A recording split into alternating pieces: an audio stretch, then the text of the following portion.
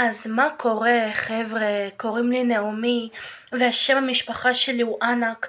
אני בת 16 וחצי ואני ממש רוצה להסביר לכם עד כמה אני שווה באיפור ועד כמה אני מתה על התחביבים האלו. דבר ראשון, אני אכתוב עכשיו את הלו"ז בדף, שאני ממש צריכה שתכירו אותי טוב טוב. ודבר שני, שאני לאט לאט יראה לכם כל איפור וכל מושג של האיפור אחד ואחד, ואני אסביר לכם כזה בקטנה, ממש סרטון נחמד כזה, אבל זה מעניין שתדעו. אני גם מתה על הפילטרים האלה, ועכשיו אני אעבור אתכם על התחביבים שאני אוהבת ושאני רוצה קצת להכיר אתכם. אני ילדה בצרכים מיוחדים, אני בתפקוד גבוה וחכמה, אני לומדת בבית ספר גוונים מסה נבים, איפה שהטלטלנה, אבל זה נמצא באשדוד, הבית ספר האחד האהובים עליי שזה אשדוד גוונים. אני ממש אוהבת את הבית ספר הזה. דבר שני, אני אסביר לכם, יש לי בן זוג בשם אלמוג באליי. וואו, כמה הוא מכבד אותי, כמה הוא מאוהב בי מלא.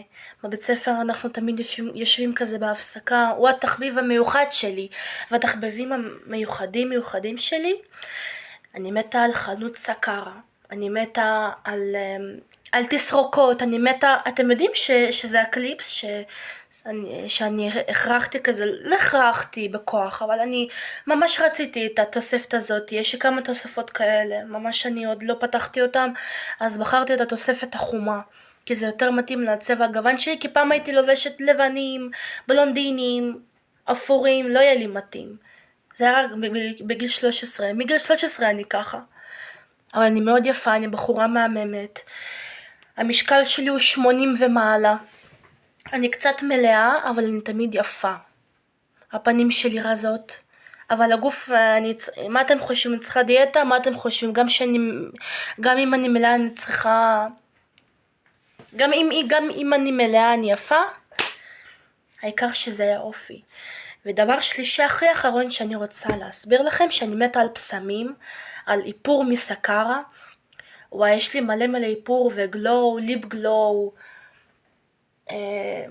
כזה מי לשיער.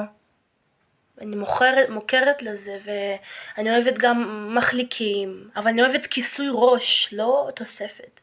כיסוי ראש זה כאילו השיער שלי, ואפילו להדביק אני יודעת. כזה עושים לאתיופיות או משהו.